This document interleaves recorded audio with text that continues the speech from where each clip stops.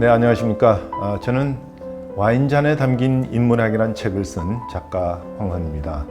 여러분, 사랑이 머리에서 가슴으로 내려가는데 시간이 얼마나 필요할까요? 작고한 김수환 추기경께서는 머리에서 가슴으로 가는데 30년이 필요하다고 했습니다. 즉, 머리로는 사랑이 뭔지 알겠는데 가슴으로 그것을 따뜻하게 실천하는데 그러한 마음을 가지는 데는 참으로 오랜 세월이 필요하다는 이야기를 강조한 것이겠죠. 자, 그런데 와인은요, 머리에서 가슴으로 가는 게 아니라 가슴에서 머리로 가는 그러한 식품입니다. 왜 그럴까요? 와인은 그만큼 다양한 깊이가 있기 때문인데, 왜냐하면 먼저 입을 통해서 식도와 위로 내려가죠. 그러니까 우리 가슴 부위가 먼저 와인을 접하지만 그 와인이 가진 고유한 향과 맛, 그리고 스토리를 이해하는 것은 결국 이 머리가 해야 되는 일입니다. 그래서 와인이 온전한 이해를 위해서는 가슴에서 머리로 간다, 이렇게 보시면 됩니다. 자, 그렇기 때문에 스토리가 있는 이 와인은 빨리빨리라는 그러한 문화와는 거리가 있습니다. 도저히 맞지 않습니다. 자, 지금부터 저는 그 와인이 느림의 철학과 맞는 식품이라는 것을 하나씩 풀어서 말씀드리고자 합니다.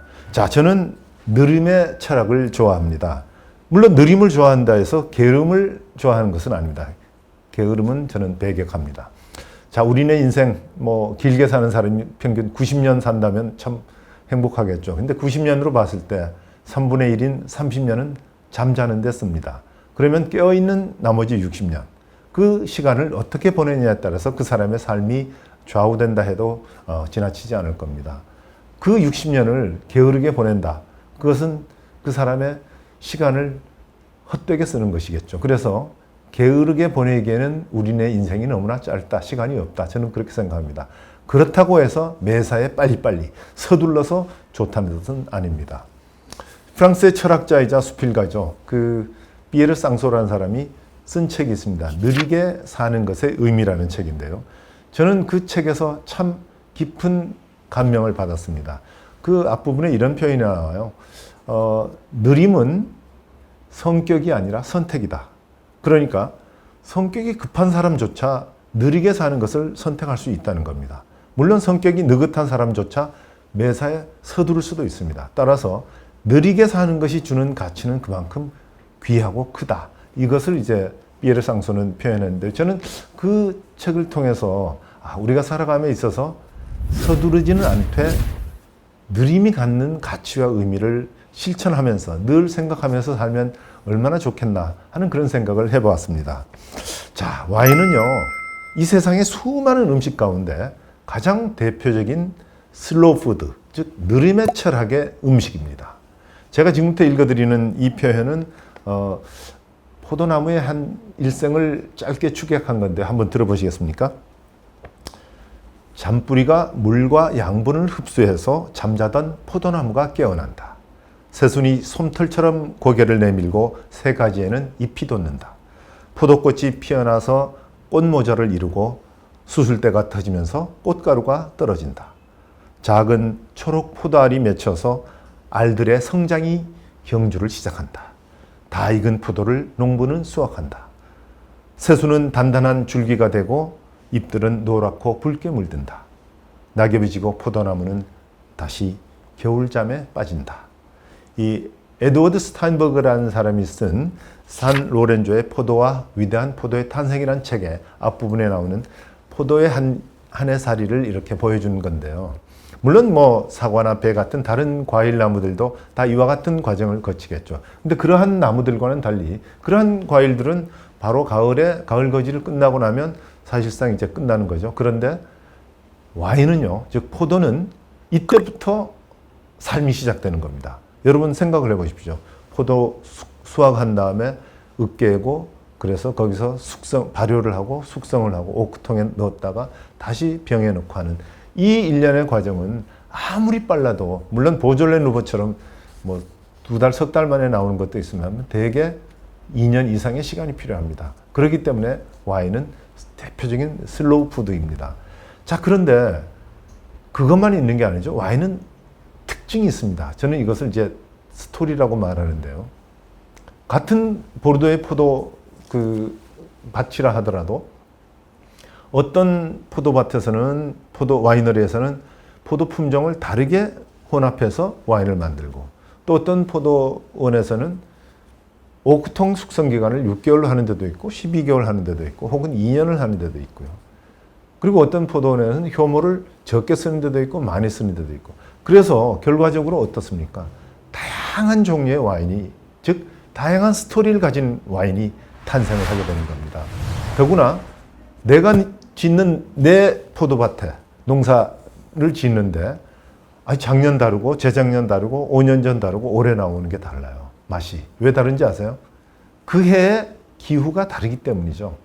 2020년 기후 다르고 2018년 기후가 그러니까 비가 얼마나 많이 왔느냐 해가 어땠느냐 또는 냉해가 있었느냐 없었느냐 이러한 것들에 따라서 성장 과정이 달라지고 결과물을 다르게 배출하는 겁니다. 그래서 와인이야말로 가장 대표적인 슬로우 푸드입니다.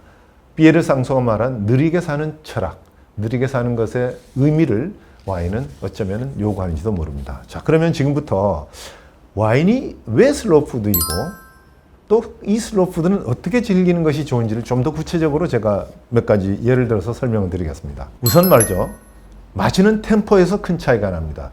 여러분 우리나라의 대표적인 대중들이 즐기는 술, 막걸리도 있고요. 소주, 맥주, 때로는 양주도 있겠죠. 근데 막걸리나 맥주 같은 경우에 목마를 때 벌컥벌컥 시원하게 그냥 원샷하고 소주하고 맥주를 섞어서 소폭들 많이 드시잖아요.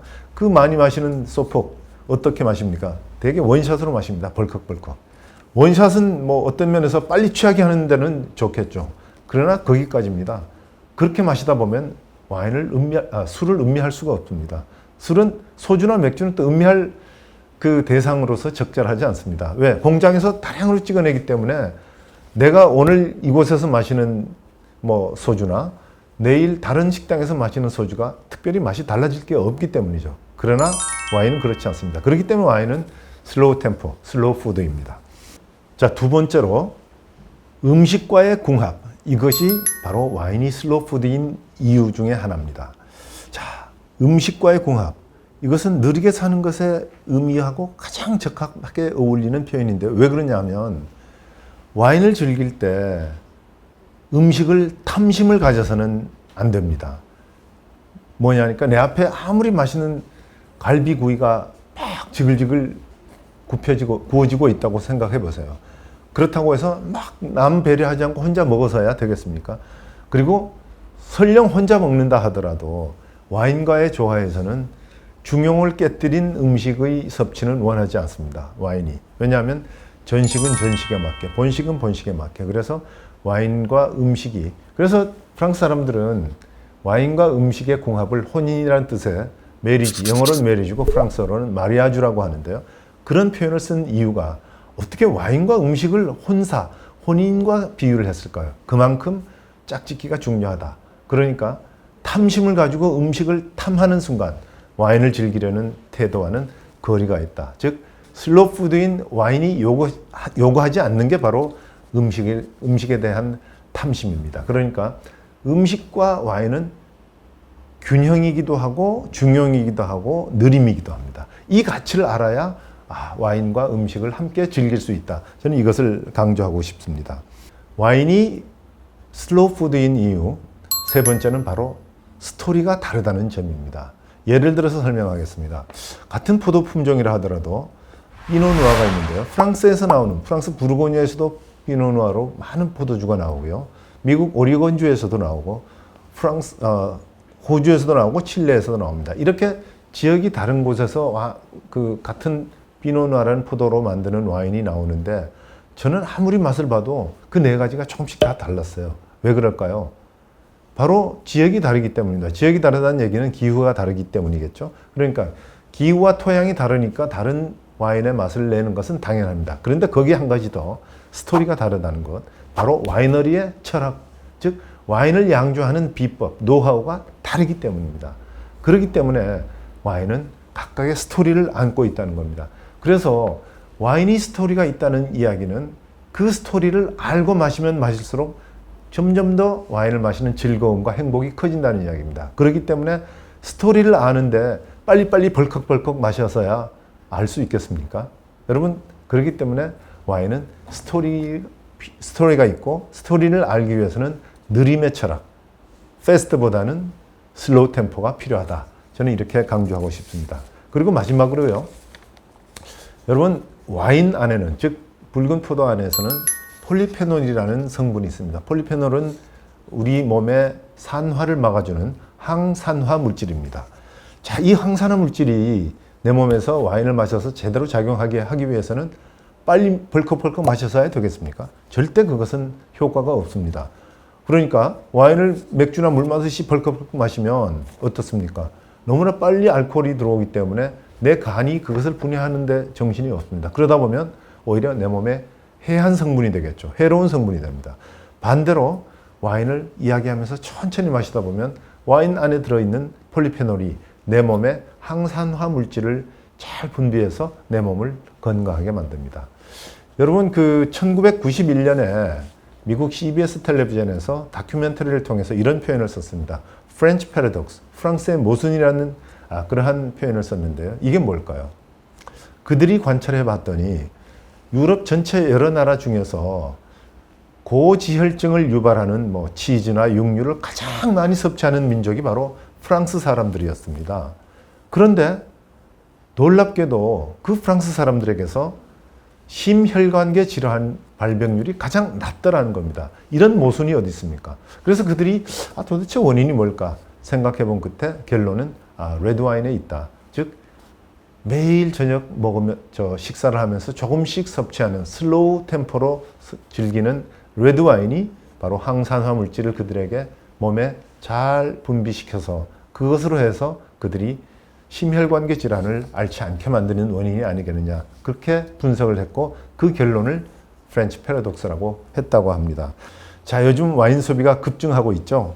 와인을 접할 기회도 많아지고 있는데 그런데 와인 상식에 대한 갈증은 아마 여러분 누구나 가지실 겁니다.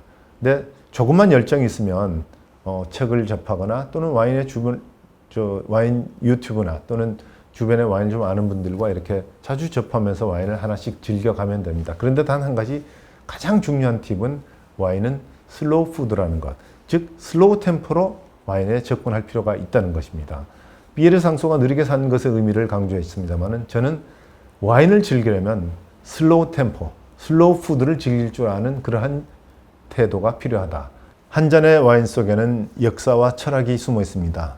제가 쓴 책 와인잔에 담긴 인문학이라는 표현도 바로 이 역사와 철학, 그리고 문화, 음악, 미술을 모두 아울러야 한다는 뜻을 담았기 때문입니다. 와인은 그야말로 슬로우 템포를 요구하는 음식입니다.